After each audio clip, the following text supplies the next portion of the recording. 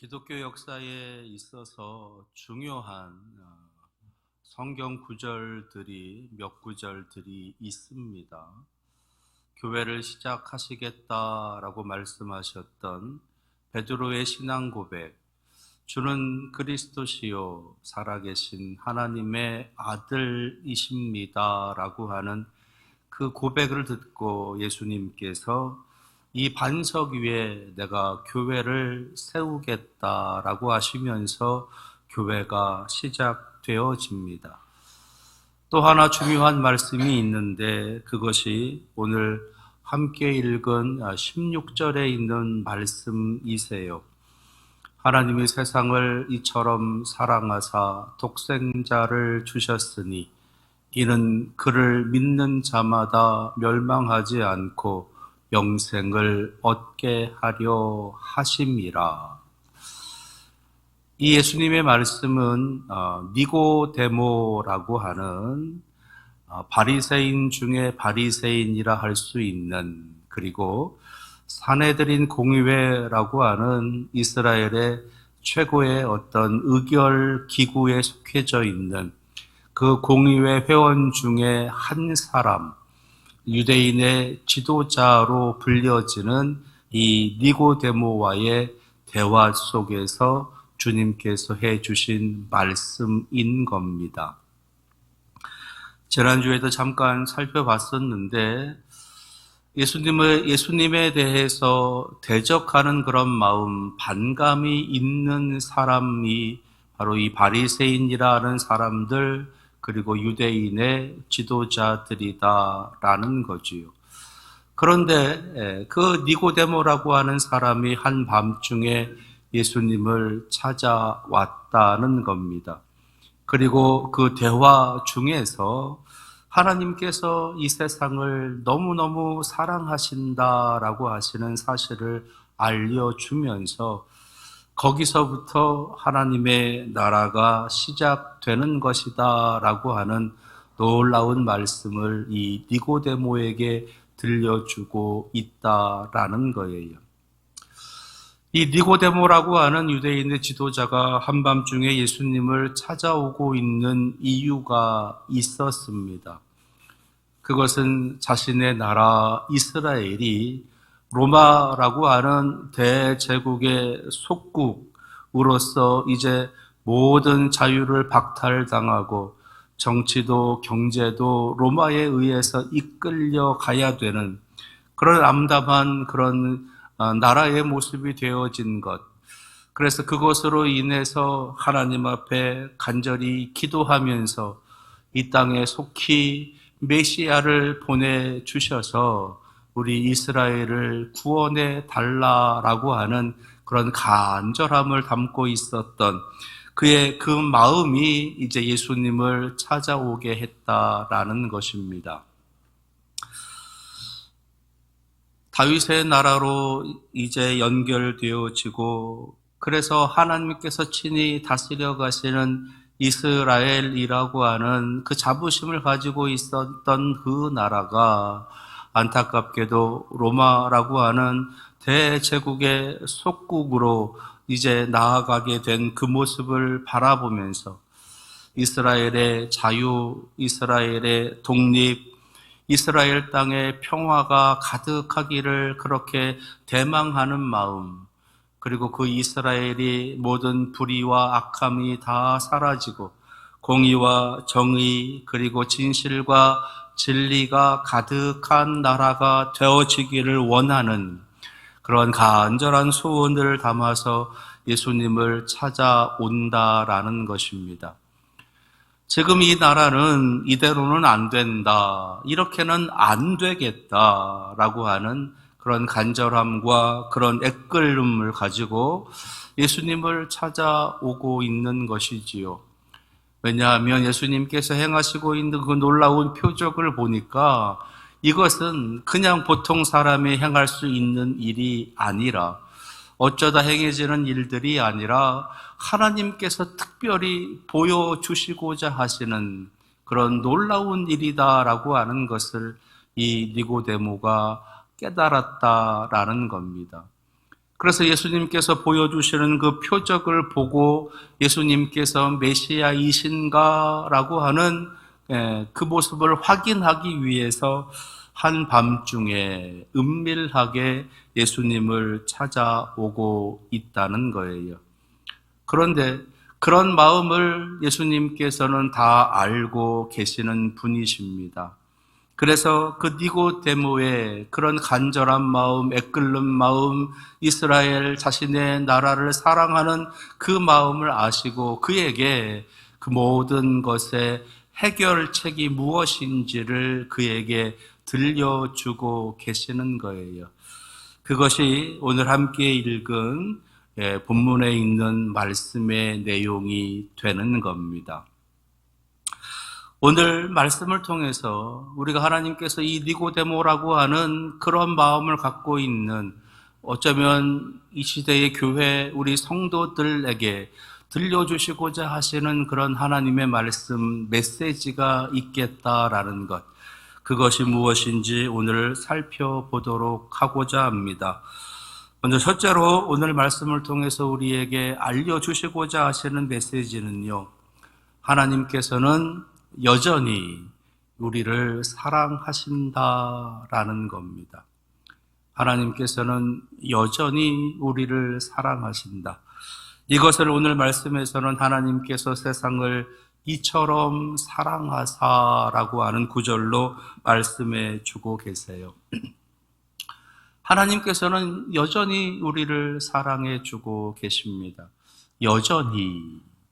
그러니까 지금 우리가 어떠한 모습으로 살아가든지 간에 이 땅에 살아가는 모든 사람들의 삶의 모습이 어떠한 형편이고 어떠한 상황이고 어떠한 모습으로 흘러가든지 간에 그것과는 아무 상관없이 이렇게 사랑하신다라는 겁니다. 여기서 이렇게, 그러니까 이처럼 사랑하신다라고 하면서 독생자를 주셨으니라고 말씀하고 계시다는 거예요. 하나님께서 이 세상을 사랑하시는 방법이 독생자를 주심이다라는 겁니다. 하나님께서 이 세상을 어떻게 사랑하시는가? 독생자를 주시는 모습으로 사랑하신다라는 거예요. 독생자, 그러니까 외아들이라는 거죠. 하나님의 하나밖에 없는 아들. 이 부분에 있어서 조금 의아해하고 조금 이해가 되지 않는 그런 모습이 있을 수도 있는데, 이것을 하나님께서 우리에게 독생자라고 하시는 외아들이라고 하는 모습으로 우리에게 보여주시는 것은 하나님의 그 사랑의 깊이가, 하나님의 그 사랑의 크기가 얼마나 크고 깊은지를 한 가지 예로 우리에게 알려주시는 것이 외아들을 우리에게 보내주시는 모습이다. 독생자를 우리에게 보내주시는 모습이다 라고 하시면서 우리에게 알려주시는 겁니다. 그러니까 하나님 편에서 우리의 그 하나님의 사랑을 알려주시는 것이 아니라 철저하게 우리 편에서 우리가 이해할 수 있기 쉽게 하도록 우리 편에서 그것을 알려주시기 위해서 독생자, 외아들이라고 하는 표현을 하고 계시는 거예요. 부모가 자녀를 사랑하는 마음, 그것은 그야말로 한이 없습니다. 그 사랑의 크기, 그 사랑의 깊이가 얼마나 대단한지 부모인 사람들만 그것을 이해할 수가 있는 거예요. 자녀들은 그 부모의 사랑을 좀처럼 이해하기가 어렵습니다. 그랬다가 이제 자신이 부모가 되어지게 되면 자기가 받은 그 사랑이 얼마나 큰지, 자기가 받은 그 은혜가 얼마나 큰지 그때 가서야 깨닫게 되는 거예요. 아버지가 나를 이러한 마음으로 키우셨구나. 어머니가 나를 이러한 마음으로 안아주셨구나 라고 하는 것을 내가 부모가 됐을 때 그것을 알게 된다는 겁니다. 그래서 그 사랑을 잘 알 수 있는 방법으로서 독생자라고 하는 아주 인간적인 그런 부모와 자녀의 관계로 그 사랑의 깊이와 그 크기를 우리에게 알려주시는 거예요.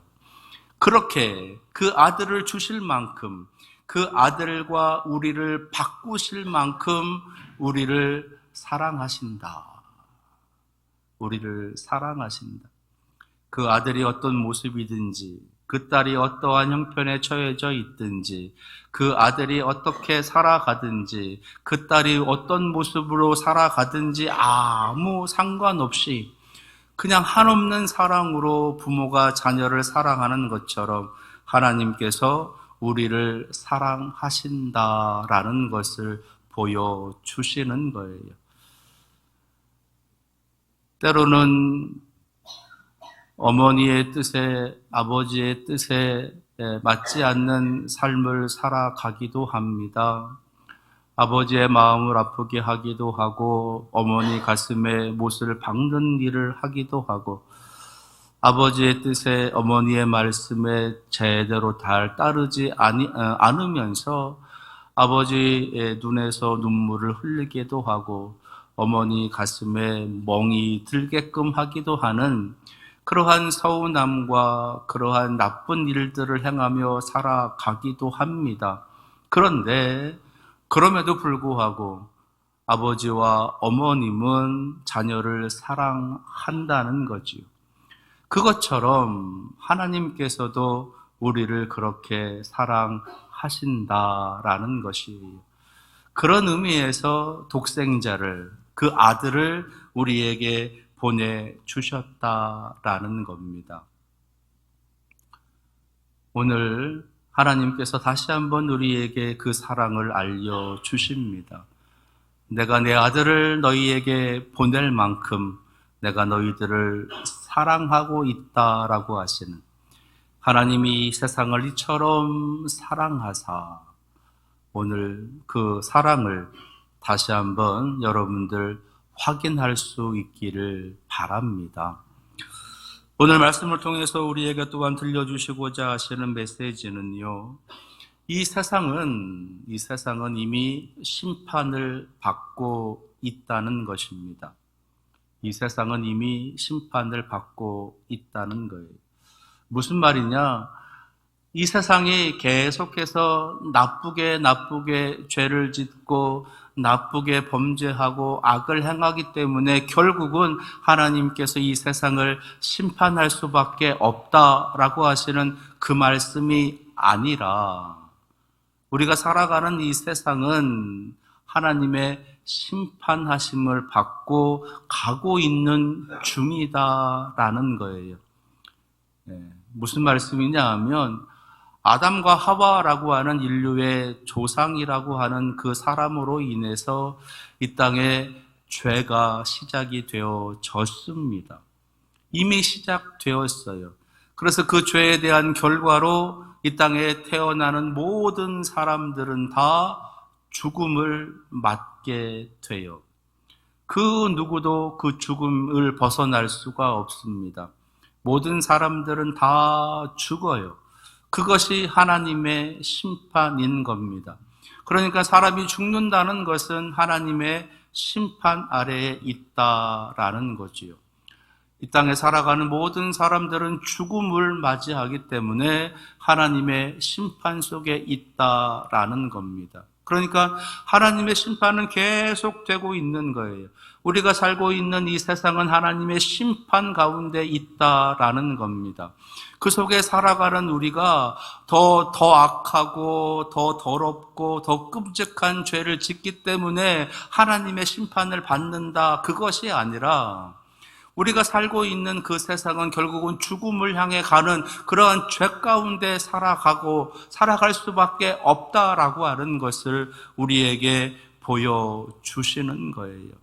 그래서 그 결과 사람들은 다 죽는다는 겁니다. 그것을 하나님께서는 오늘 말씀을 통해서 우리에게 알려주시는 거예요.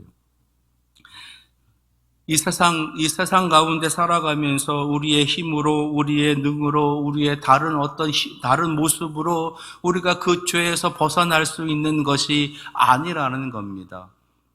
결국은 죽음을 향해서 가기 때문에 결국은 그 하나님의 심판 날에서 살아갈 수밖에 없다라는 것.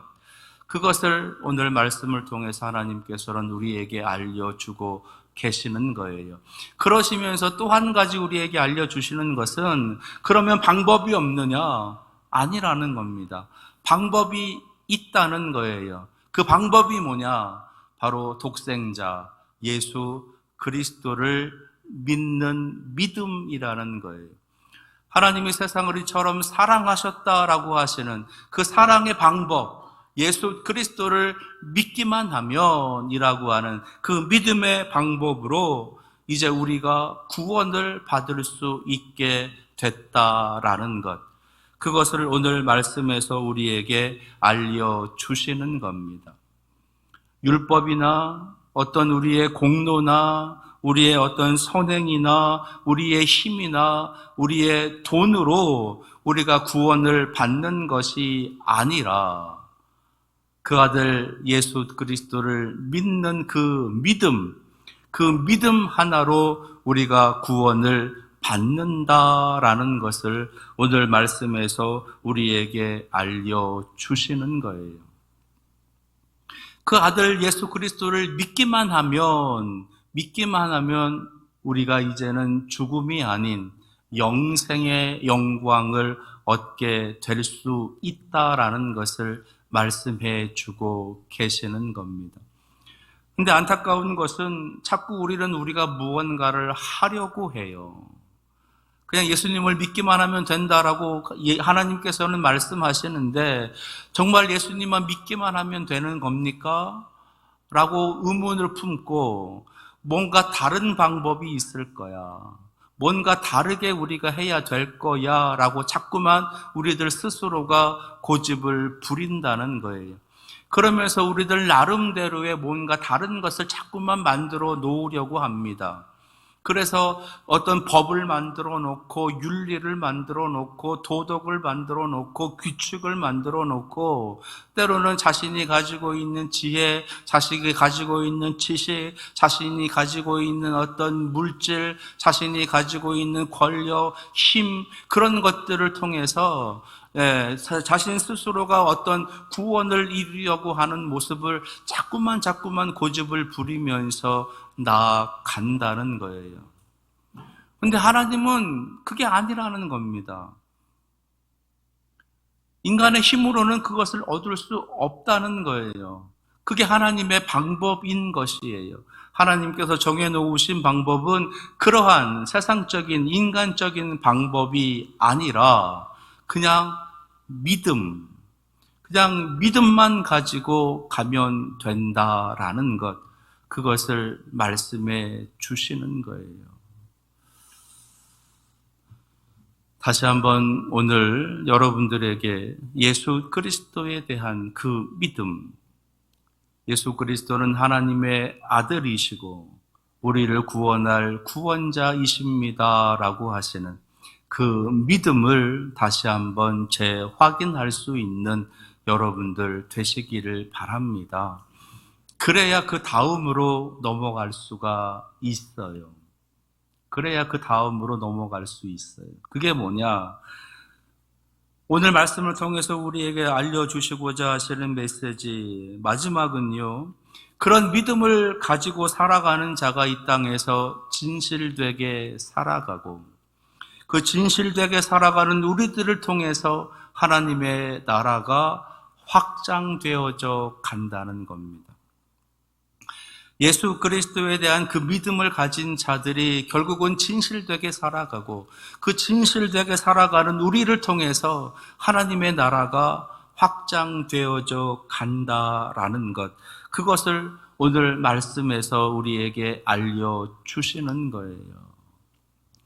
말씀드린 것처럼 세상은 지금 심판을 받고 있습니다. 결국은 다 죽음이라고 하는 곳으로 가게 되어져 있어요. 자기들 나름대로 선하게, 자기들 나름대로 바르게, 자기들 나름대로 의로움을 외치고 살아가지만 결국은 다 죽음을 향해서 가게 된다라고 하는 겁니다. 그 말은 그들이 드러내고자 하는 그 선, 그들이 드러내고자 하는 의로움, 그들이 드러내고자 하는 공의라고 하는 그런 모습들이 결국은 거짓되다라는 거예요.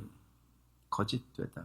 그 속에 진실함이 없기 때문에, 그 속에 진리라고 하는 것이 빠져 있기 때문에 그것은 결국은 어둠을 향해서, 더러움을 향해서, 악함을 향해서 결국은 나아가게 되어져 있다라고 하는 것. 그것을 하나님께서는 우리가 알기를 원하시는 거예요. 그래서 믿음을 근거로, 예수 그리스도에 대한 그 믿음을 근거로 이 땅의 교회들이, 이 땅의 성도들이 진실함으로 살아가는 그 모습, 그 진실함으로 살아가는 그 모습을 통해서 하나님의 나라를 확장시켜 가신다는 겁니다. 그래서 교회가 살아야 돼요. 그래서 성도가 제대로 살아나야 되는 겁니다. 오늘 말씀의 제목을 나를 살게 하는 사랑이라고 제목을 그렇게 적어봤어요. 나를 살게 하는 사랑. 이 말씀은 뭐냐 하면 예수님께서 지금 내가 나를 살게 하는 그 힘의 근거가 있는데, 나로 하여금 이러한 놀라운 은혜의 삶을 살게 하는 그 힘의 그 동력이 있는데 그것이 바로 사랑이라는 겁니다. 하나님의 사랑이 나를 이렇게 살게 한다는 거예요. 하나님의 사랑이 나로 하여금 십자가를 지게 하고, 하나님의 사랑이 나로 하여금 희생하게 하고, 하나님의 사랑이 나로 하여금 이렇게 고난을 당하게 하고, 하나님의 사랑이 나를 이렇게 죽음을 향해 가도록 그렇게 이끌고 계시다라는 겁니다. 근데 그게 나에게 기쁨이고, 그게 나에게 능력이고, 그게 나에게 감사의 제목이다라는 거예요. 그래서 나는 그렇게 살아가는 게 너무 기쁘다는 거예요. 그렇게 살아가는 게 너무 행복하다라는 겁니다. 나를 살게 하는 사랑, 그 사랑이 바로 하나님이 이 세상을 사랑하는 그 사랑이다라는 것을 말해주고 있는 것이에요. 그러면서 나를 살게 하는 그 사랑이 너희들도 살게 할 것이고, 우리들도 살게 할 것이고, 교회도 살게 할 것이고, 성도들도 살게 할 것이다 라는 겁니다. 그 사랑을 붙잡으라는 거예요. 그래서 예수님께서 말씀하고 계시는 나를 살게 하는 이 사랑이라고 하는 그 동력, 그 힘이 너희들에게도 임하기를 원한다라는 말씀을 하고 계시는 거죠. 세상은 자꾸만 우리들에게 다른 것들을 요구하고 다르게 살아가라라고 말합니다.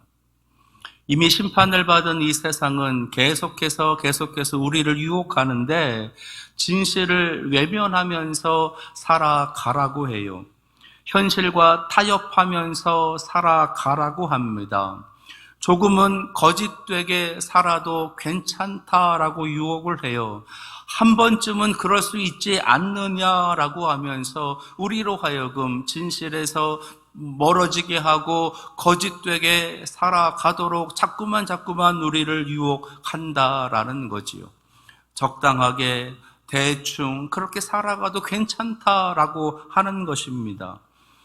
그렇게 한 번쯤 그렇게 살아도 되지 않겠느냐, 꼭 그렇게 살아가야 되겠느냐 라면서 우리의 믿음을, 우리의 진실된 삶을 자꾸만 흔들어 놓으려고 한다는 거예요. 근데 무서운 것은요, 그 한 번이 두 번이 되고, 그 두 번이 네 번이 되고, 그 네 번이 결국은 우리를 자꾸만 망가지게 하고, 무너지게 하고, 어두워지게, 더러워지게, 악하게 만들어 가더라라는 겁니다. 그렇게 무너진 한 번이 결국은 우리를 쓰러뜨리고, 우리를 더 악하게 만들어 놓았다라는 것이에요.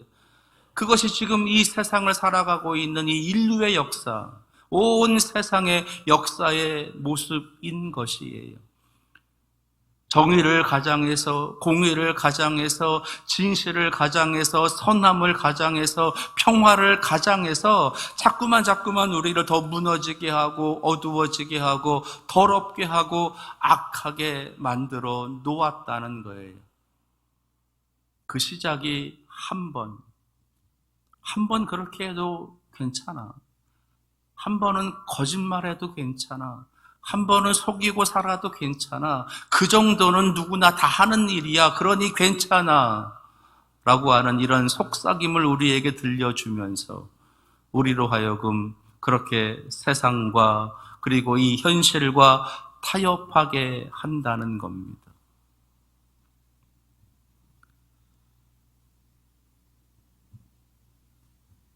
나를 살게 하는 사랑, 그 사랑에 꽉 매이며 살아가는 사람은 그 한 번을 바르게 살아요.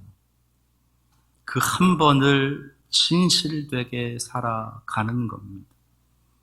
그 한 번을 정직하게, 그 한 번을 참되게 살아가는 거예요. 예수 그리스도로 하여금 그런 놀라운 희생의 삶을, 놀라운 십자가의 삶을, 놀라운 구원의 삶을 살아갈 수 있게 했었던 그 동력, 그 힘이 무엇이냐? 하나님을 향한 그 사랑이었던 겁니다.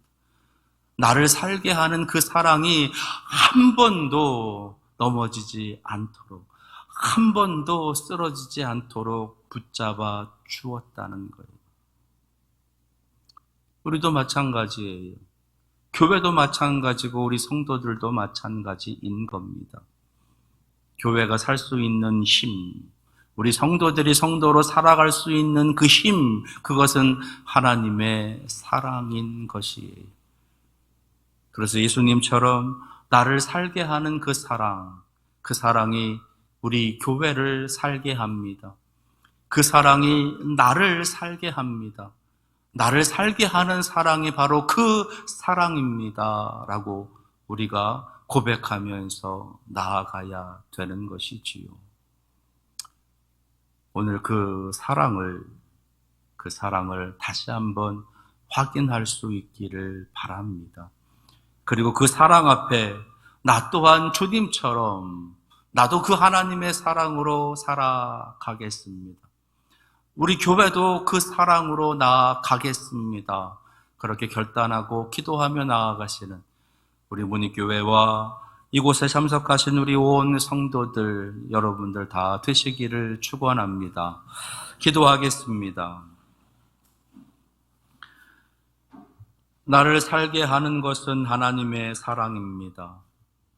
우리 교회가 살아가는 힘은 하나님의 사랑입니다. 그 사랑을 오늘 다시 확인하고 우리들 마음에 깊이 새기며 그 사랑의 능력으로 살아가도록 이끌어 주시옵소서. 예수 그리스도의 이름으로 기도합니다. 아멘.